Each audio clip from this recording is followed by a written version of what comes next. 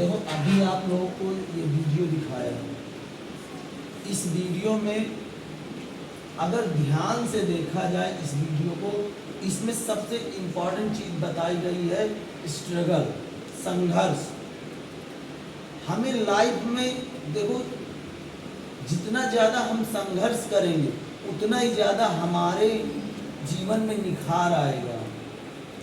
अगर हम लोग लगातार किसी चीज़ को पाने के लिए प्रयास नहीं करेंगे तो वो चीज़ हमसे दूर हो जाएगी और वो चीज़ हमको कभी नहीं मिलेगी। फॉर एग्जाम्पल, जब घर में आप दो भाई बहन होते हैं आपस में, अगर सामान एक होता है तो उसमें जो ज़्यादा जिद करता है उसी को वस्तु मिलती है कि नहीं मिलती है? तो जब तक हम कोई चीज़ पाना है हमको, अगर हम उस चीज़ के लिए जिद नहीं करेंगे, मेहनत नहीं करेंगे, संघर्ष नहीं करेंगे तो वो चीज़ हमको लाइफ में कभी भी नहीं मिल सकती है। कि मिल सकती है?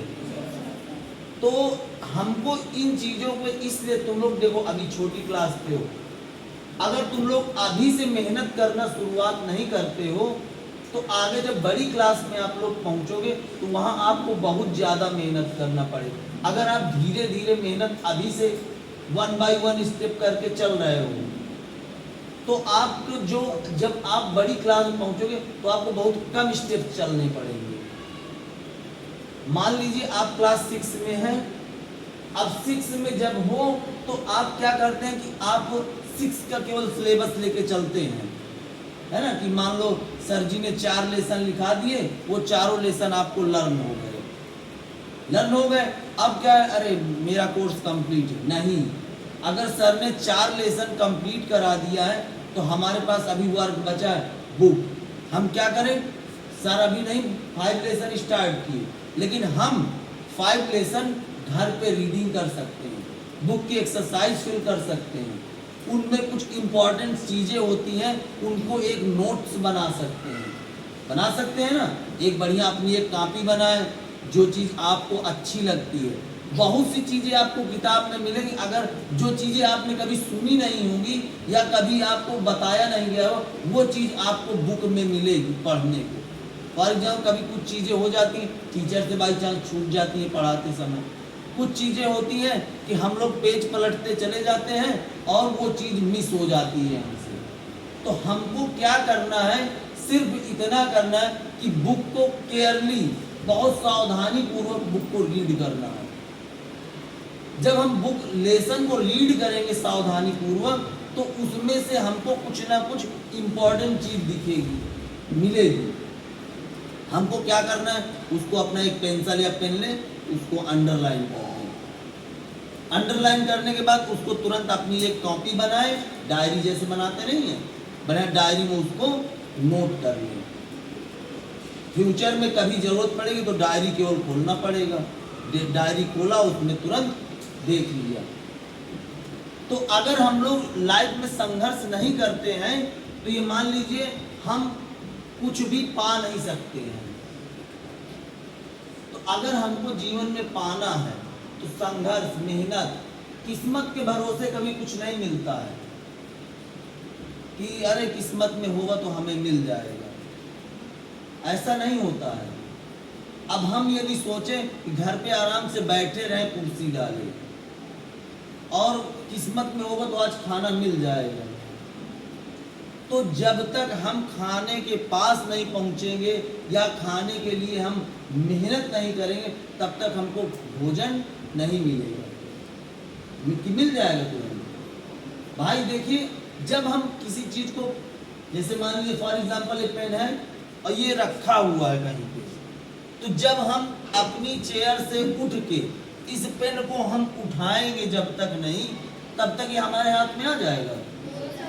हमको इतनी तो मेहनत करनी पड़ेगी।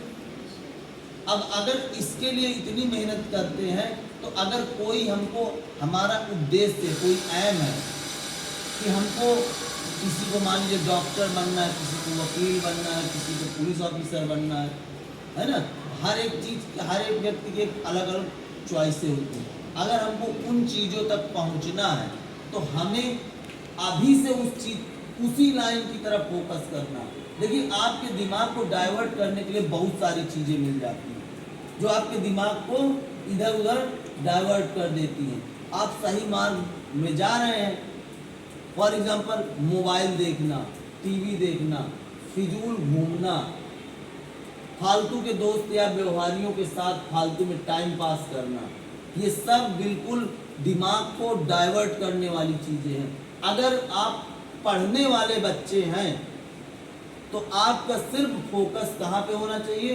पढ़ाई पे और नॉलेज की बातें सिर्फ सीखने की। अगर दो लोग आपस में आप लोग बात भी कर रहे हैं तो वो भी बात किससे रिलेटेड हो? पढ़ाई से रिलेटेड होनी चाहिए, कुछ जानकारी होनी चाहिए। मैंने एक दिन बताया था कि आप डेली टीवी अगर देखते तो आधे घंटे आपको न्यूज देखनी चाहिए। क्या देखना चाहिए? न्यूज देखने से आपको दुनिया की हर एक जानकारी आपको मिलती है। जीके वहीं से बनता है, पर डे जीके बनता है। और सबसे इम्पोर्टेंट चीज़ होती है जीके। जीके इस तरह का कोर्स है कि ये ख़त्म ही नहीं होता है, कि पर डे एक नया जीके बन जाता है। जैसे अभी पैरा ओलंपिक चल रहा है, अभी तक ओलंपिक चल रहा था, अब पैरा ओलंपिक चल रहा है। अब पैरा ओलंपिक में क्या है कि इंडिया 5 गोल्ड मेडल जीत चुका है। ये क्या है? जीके बन गया है ना। तो अगर इस चीज़ को आप टीवी में न्यूज़ में देखो तो न्यूज़ में आपको सारी चीज़ दिखाई देंगी, किस गेम से कौन सा मेडल जीता गया है। पैरा ओलंपिक गेम जो होता है ये विकलांग गेम, विकलांग जो खिलाड़ी होते हैं उनका गेम होता है, वो लोग इसमें पार्टिसिपेट करते हैं। सरकार ने 500 करोड़ रुपए ओलंपिक के खिलाड़ियों के ऊपर खर्च किया था, तो जिससे हमको एक भी गोल्ड नहीं मिला। 3-4 मेडल मिल गए, 1 सिल्वर, 2-3 ब्रोंज ऐसे मिल गए।